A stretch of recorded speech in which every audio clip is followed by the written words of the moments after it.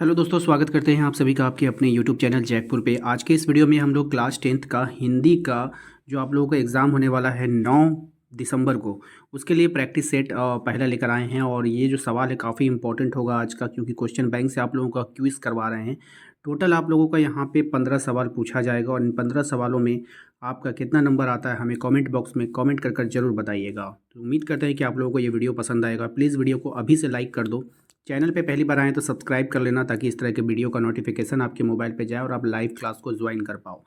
तो चलिए शुरू करते हैं। सबसे पहला सवाल में आपसे पूछा गया है कि गिरिराज कुमार माथुर का जन्म कब हुआ था। पहला है सन 1929 में, दूसरा है सन 1918 में, तीसरा है सन 1916 में, या फिर सन 1914 में। तो इसका राइट आंसर हो जाएगा 1918 में, ऑप्शंस नंबर ख। ठीक है, ऑप्शंस नंबर ख इसका राइट आंसर है 1918। इसको सभी को ध्यान में रखना है। नेक्स्ट सवाल देखना है आपको। यहाँ पर क्वेश्चन में आपसे कह रहा है कवि छाया छूने से क्यों मना करता है। ऑप्शन से आपके पास छाया भ्रम होती है, छाया काली होती है, छाया खतरनाक होती है, या इससे मन का दुना दुख होता है, यानी कि इसके मन को दुगना दुख हो जाता है। क्या होता है? राइट आंसर हो जाएगा इसमें घ, इससे मन को दुना दुख होता है। ठीक है, ऑप्शन नंबर घ।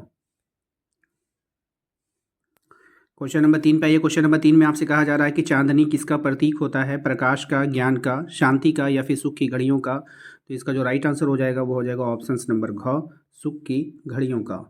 ठीक है, क्वेश्चन नंबर 4 पे आते हैं। क्वेश्चन नंबर 4 में आपसे कहा जा रहा है छाया से कवि का क्या आशय है। भ्रम, परछाई, डरावना चित्र, या अतीत की स्मृतियाँ। तो इसका जो राइट आंसर हो जाएगा वो हो जाएगा ऑप्शन नंबर आपका घ, अतीत की स्मृतियाँ। क्वेश्चन नंबर 5 पे आते हैं। कह रहा है कि सुरंग शुद्धियों से कवि का क्या तात्पर्य है। शुद्धियाँ से बुरी यादें, खुशनुमा यादें, भूली बिसरी यादें, या फिर झकझोर कर देने वाले क्षण। इसका राइट आंसर हो जाएगा आपका खुशनुमा यादें, ऑप्शन नंबर ख।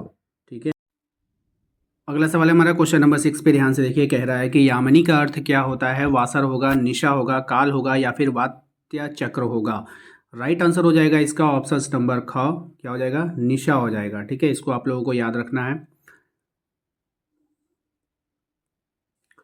नेक्स्ट सवाल है, कविता में मृग तृष्णा किसे कहा गया है। जल को, प्रभुता को, स्मृति को, या फिर इनमें से कोई नहीं। तो इसका जो राइट आंसर हो जाएगा वो हो जाएगा प्रभुता को। किसको कहा गया है, प्रभुता को। ऑप्शन नंबर ख इसका सही जवाब है।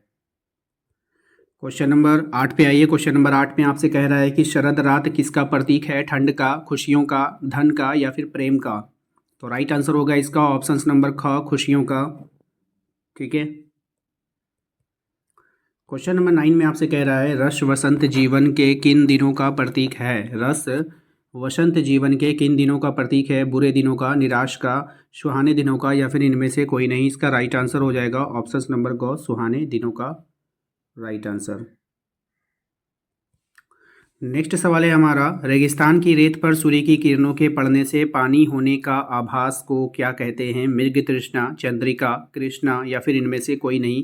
तो इसका जो राइट आंसर होने वाला है वो होने वाला है आपका ऑप्शन नंबर क। क्या हो जाएगा, ऑप्शन नंबर क, मृग तृष्णा। ठीक है,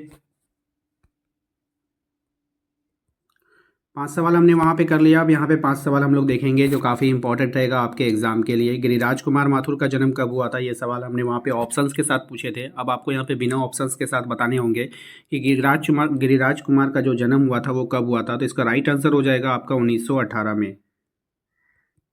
नेक्स्ट सवाल है हमारा, गिरिराज कुमार माथुर के दो काव्य संग्रह का नाम बताना है। यानी जो कविता लिखी जाती है उसके दो जो बुक हैं, 2 बुक्स का नाम आपको बताना है। यहाँ पे कौन सा बुक होगा। ठीक है, ये भी काफ़ी इंपॉर्टेंट सवाल है और एग्जाम में आपसे ऑप्शंस के साथ भी पूछा जा सकता है। ठीक है, तो बताइए आप इसका राइट आंसर क्या होगा। तो राइट आंसर हो जाएगा इसका 2 बुक का नाम यहाँ पे आपको धूप के धान और नाश और निर्माण। ठीक है, 2 बुक है, ये 3 नहीं है, 2 ही है। जैसे धूप के धान एक हो गया और नाश और निर्माण दूसरा हो गया। तो दोनों को याद करिएगा। हो सकता है आपको ऑप्शंस में यहाँ पे आपको दिया जाए इनमें से कौन गिरिराज कुमार माथुर की मतलब इनमें से कौन गिरिराज कुमार माथुर की काव्य संग्रह नहीं है। तो पहला नाम देगा धूप के धान, दूसरा नाम देगा नाश और निर्माण, तीसरा देगा दोनों, चौथा देगा इनमें से कोई नहीं। ठीक है, बात समझ में आएगी नहीं।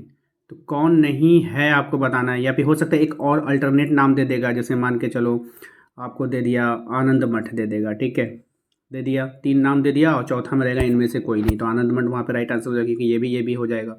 ठीक है ना। तो कौन नहीं है पूछ सकता है, कौन है इस तरह से बना के भी पूछ सकता है कि धूप के धान है, नाश और निर्माण है, दोनों है या फिर इनमें से कोई नहीं, तो ऑप्शन सी आंसर हो जाएगा हम लोगों का, दोनों। ठीक है। तो इस तरह से आंसर आपसे ऑब्जेक्टिव में भी पूछेगा, तो आप लोग बढ़िया से इन दोनों नामों को याद कर लेना। ओके। नेक्स्ट सवाल है हमारा, गिरिराज कुमार माथुर का एक नाटक का नाम लिखना है आपको, ये भी मोस्ट इंपॉर्टेंट है। एक नाटक, कोई भी एक नाटक का आपको नाम यहाँ पे बताना है, तो राइट आंसर हो जाएगा जन्म कैद। ठीक है। तो जन्म कैद क्या है, एक नाटक है। ओके। क्वेश्चन नंबर 4 में आपसे कह रहा है कि कविता में कवि किसे छूने के लिए मना करता है। ये जो कविता है, इस कविता में कवि जो है किसको छूने के लिए मना करता है। तो चलिए इसके आंसर को देख लेते हैं। आंसर में हो जाएगा, इस कविता में कवि छाया अर्थात बीती यादों को छूने के लिए मना करता है। ठीक है। ये भी आसान सा जवाब है, इसको सभी को याद हो जाना चाहिए। नेक्स्ट सवाल है हमारा, मृग तृष्णा किसे कहा गया है। मोस्ट इंपॉर्टेंट सवाल है आपके लिए। तो मृग तृष्णा जो है वो किसको कहते हैं, तो किसको कहते हैं, प्रभुता को। किसको कहते हैं, प्रभुता को कहते हैं। इसको याद रखना है सभी को। सवाल जो है बार बार थोड़ा थोड़ा रिपीट हो रहा है, तो हम लोग 15-16 सवाल हो गया ना, 15 सवाल का ही वैल्यू रखेंगे। ठीक है ना। 15 में से कितना नंबर आया आपको कमेंट बॉक्स में कमेंट करना है। यामिनी का अर्थ क्या होता है, तो यामिनी का अर्थ यहाँ पे हो जाएगा, आप लोगों ने देखा, तारों भरी चांदनी रात। यामिनी का अर्थ क्या हो जाएगा, तारों भरी चांदनी रात। उम्मीद करते हैं आप लोगों को आज का ये वीडियो पसंद आया होगा। वीडियो पसंद आया तो प्लीज़ एक लाइक करना है। चैनल पे पहली बार आए तो सब्सक्राइब करके बेल आइकन को प्रेस कर लीजिए, ताकि आने वाली हर एक वीडियो का नोटिफिकेशन आपके मोबाइल